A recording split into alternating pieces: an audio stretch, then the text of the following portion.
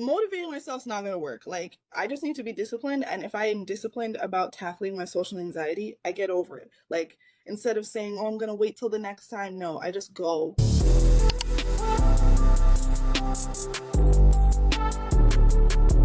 What's up, y'all? Welcome to the Dope Life Podcast, the dopest podcast ever. And I'm, of course, your host, Coach AJ, Dope Life Coach, the dopest life coach ever. And if you haven't already, go ahead and hit that subscribe button so that you never miss another episode.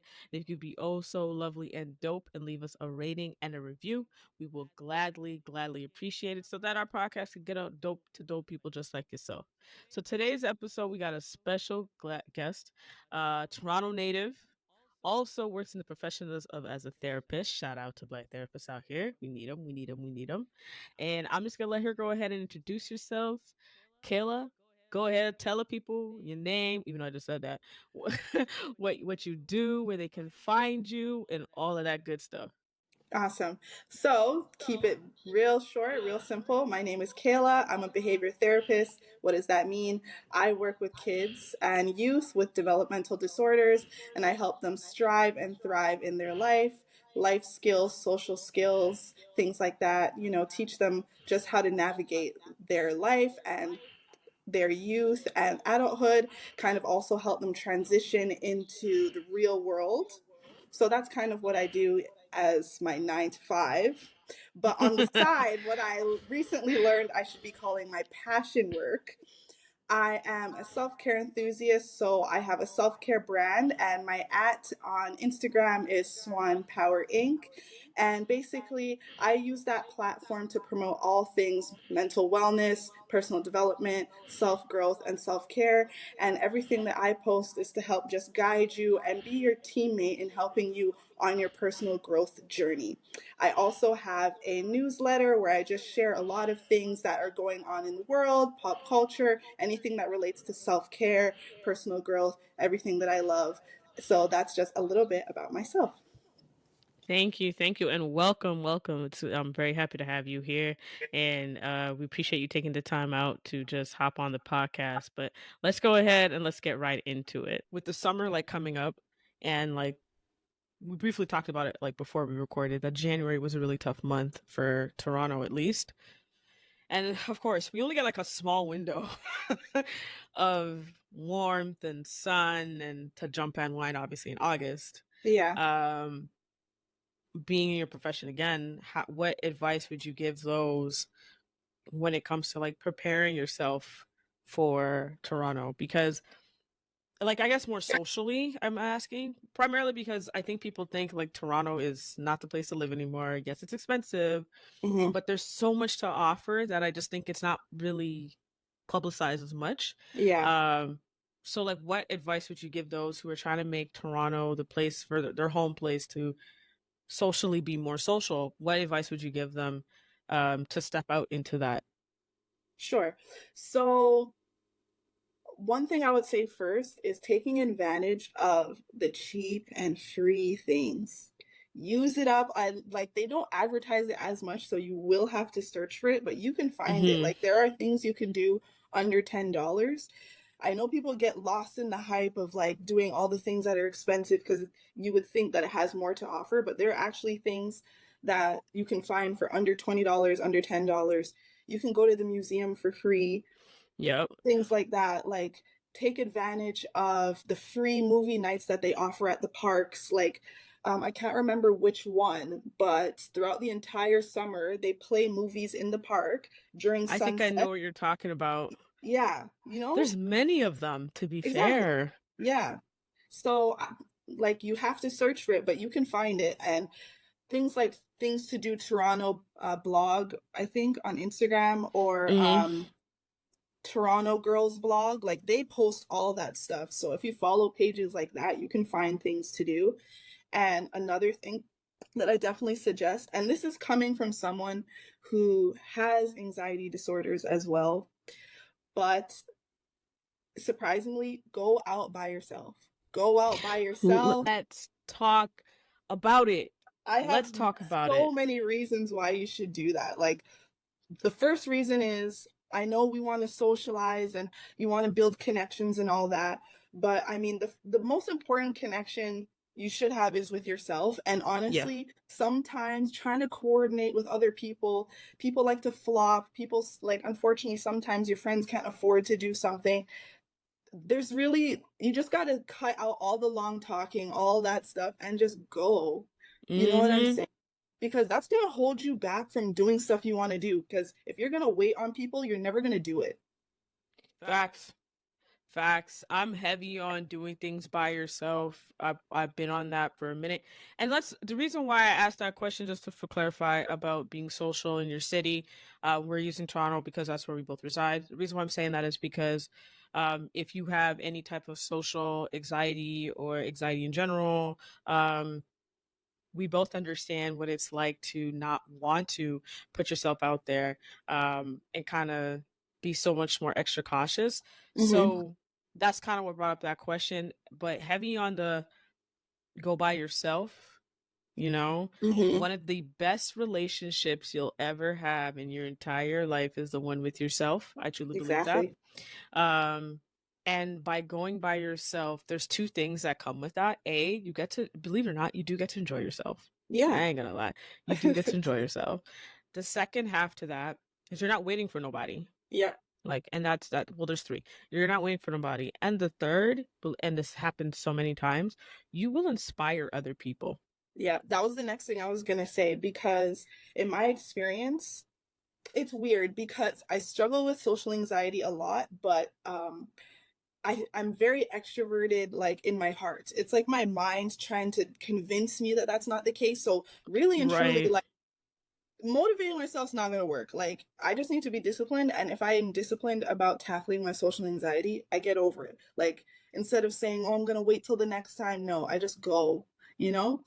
Mm-hmm. And I've made more friends going somewhere by myself than trying to Facts. reach out and all that because there's a certain level of confidence that comes when you can go somewhere that looks like a place that requires people to go together and you go by yourself. Like you give off Agreed. an aura when you go by yourself.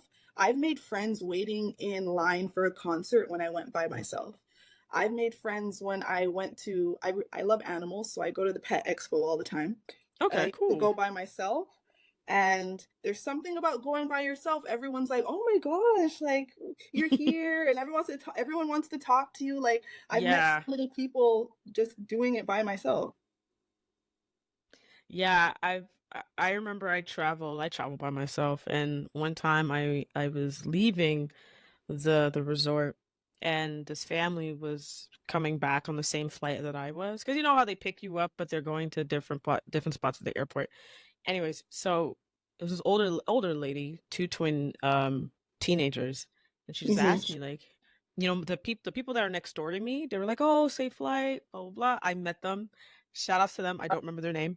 They are from Texas. I do not remember their name. I think they're from Houston. Um, and we had one ball of a night because it was her wedding anniversary. But this lady's like, "Oh, like you came here by yourself," and I'm like, "Yeah." She's like, "How old are you?" And at the time, I think it was like 33 or 34. And she's like, looked at her husband and says, "So I'm going to do that next year." And I was like, "Rrr." And she's like, "I've been thinking about doing that for so many years, but like, I got married, had kids, like traveling by yourself was impossible, but you just sparked that interest back into me." And I'm like, I've never met this lady till this day. I can't remember her name. I don't know what she looks like really. Like I don't remember her, like nothing much. She was just tall. I was half asleep to be fair.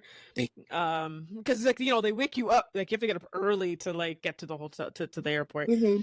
And I was just like, yeah, sure. I'm like, go ahead. Like, why not? Like, why can't we sometimes travel by yourself? I'm like, those are your kids? She's like, yeah. I'm like, they can fend for themselves. Look at them. They're grown. Like, as long as the dad's home. And she's like, yeah, like you just sparked it.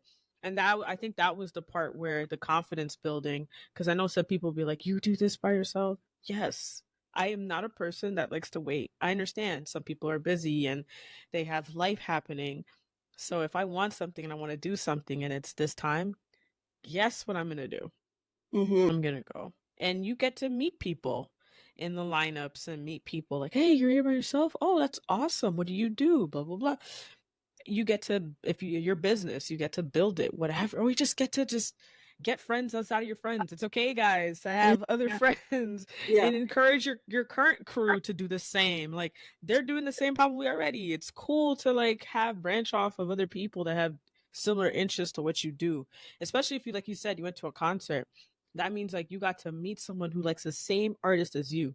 So the exactly. next time that person's in town, hey yo, they're into town. You want to come through? Absolutely. Let's go. Like, to me, there's power in that, in socializing within like your interests and hobbies and stuff.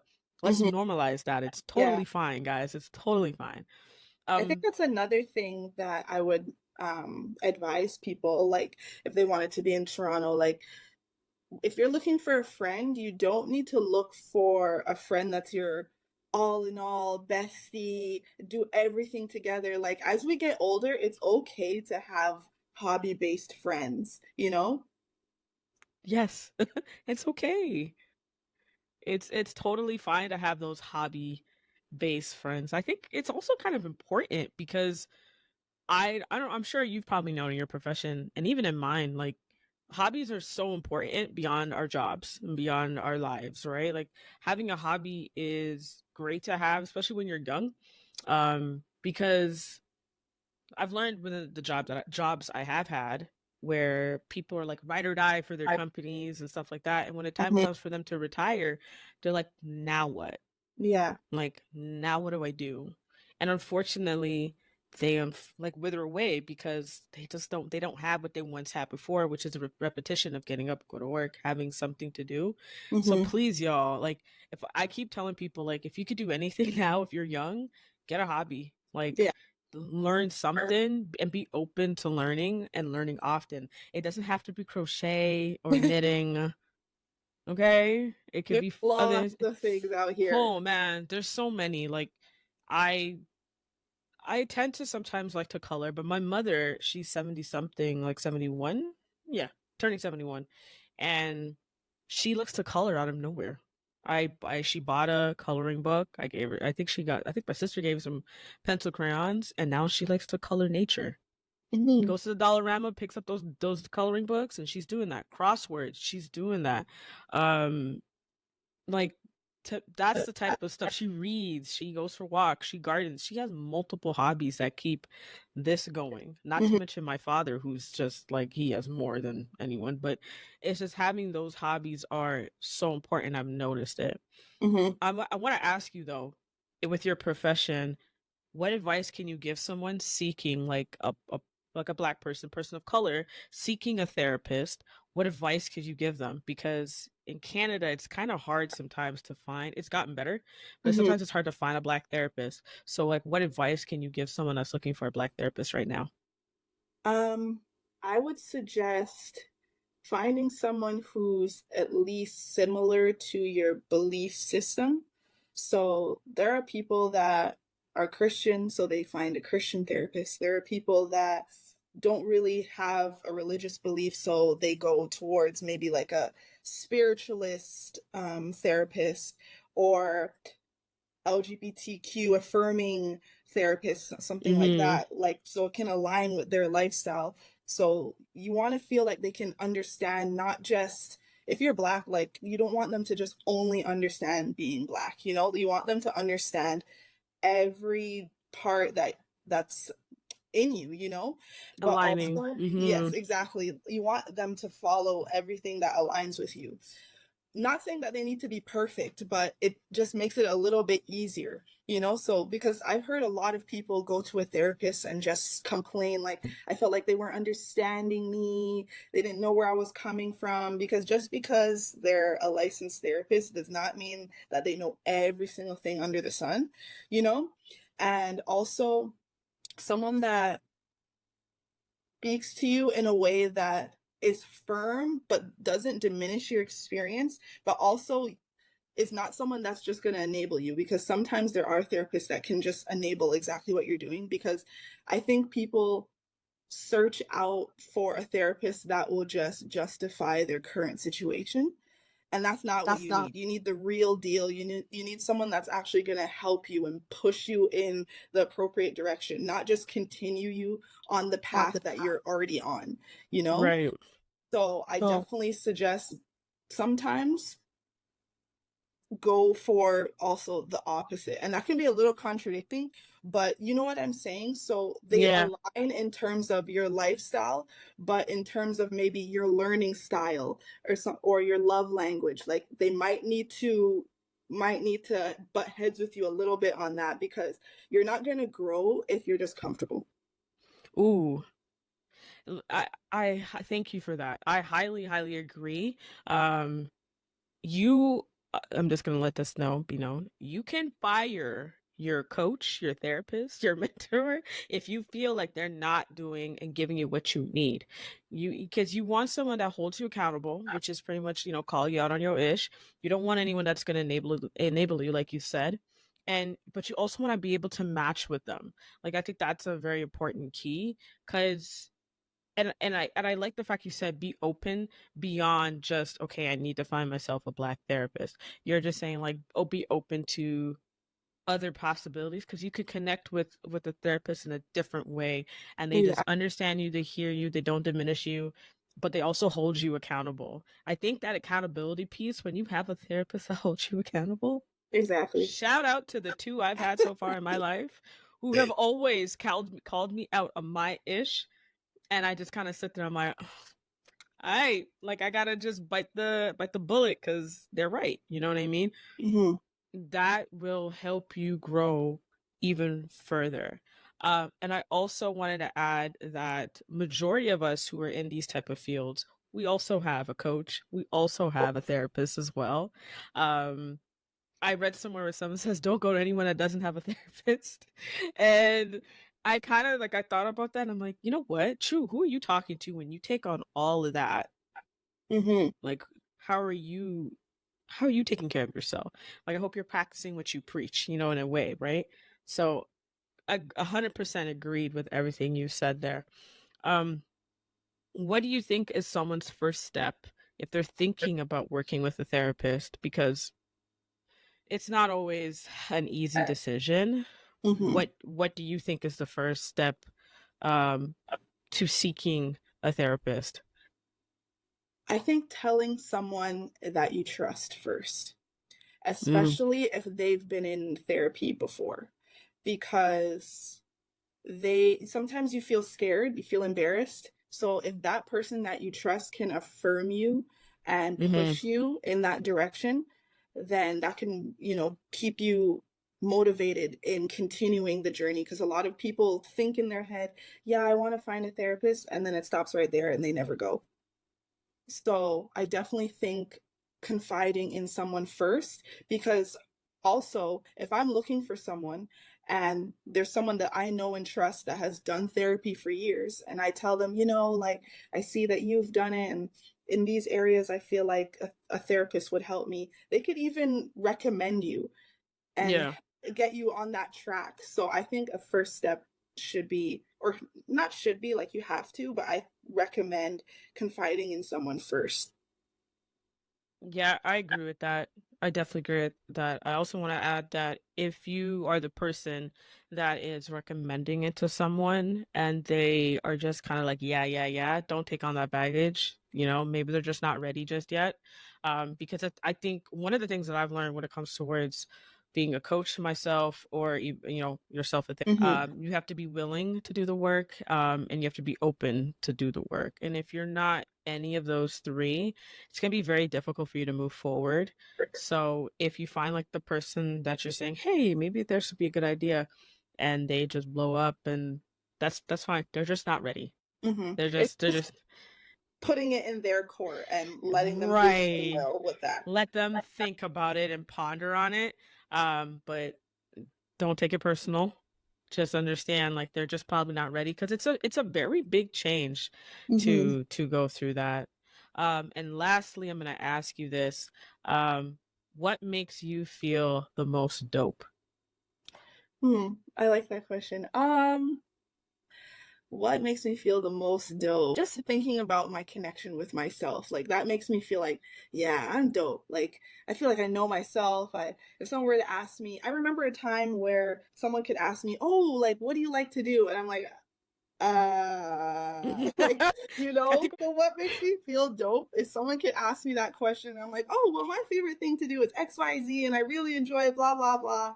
I feel like that makes me feel dope. Like, people could look at me and be like, Kayla, she's really developed. I feel like she's insightful. I feel like she knows herself. She knows what she likes to do. She likes this. She likes that. Like, if someone were to ask someone else about me, everyone knows what Kayla likes to do. I feel like that's what makes me feel dope. that is dope. That means you've expressed it comfortably enough to say, yeah, I like this. I like to do this. Da da da da da. So like now people understand. Those who are close to you, they know you. They Yeah. know you very well. That is pretty dope because that's vulnerability. That's not easy for everyone to explain, to say, hey, I actually like this and that. I know what that means. When people would ask, what do you like, AJ? I'm like, food? Like, I don't know. I mean, food's still on the list, but I'd be like, let me come back to you because, like, I don't really know. But now I can say, oh, like food, music, journaling, meditation, sleep, Mm-hmm. plants, hanging out with my friends and family. Now I could give you a full on list. Mm-hmm. But back in the day, I'd be like, just buy me Same. some food and I'll be all right. Like, I don't buy me a burger. I with cheese. I mean, I don't know. Same. Anyway, so I was simplistic. I was like, but I didn't know myself. So I get what you're saying. Well, thank you for having coming on the show. I appreciate you having you here. And I hope y'all Thank go you. ahead and you follow Kayla. I'll have all your information in the description and stuff like that. So like I'll definitely have all it in there. So y'all go and follow and check it out. She has a lot of stuff on self-care as well. Um and I'm sure I'm gonna have you back on here again. I'm sure I love I'm you. yeah, of course, man. Come on now. I used to say like, oh yeah, like can I have you? Now I'm just telling everyone this season, like, okay, so yeah, you're coming back. Cool. I don't even need your answer. You coming back? Cool, cool, cool, cool. Hold y'all hostage, straight up. Anyways, if y'all know, you know what to do. Take a screenshot of this episode, pop it in your IG story, tag me in it at Dope Life Coach _ or at Dope Life Pod. We greatly appreciate it. And as always, y'all, see you next week. Walk with peace and walk with love.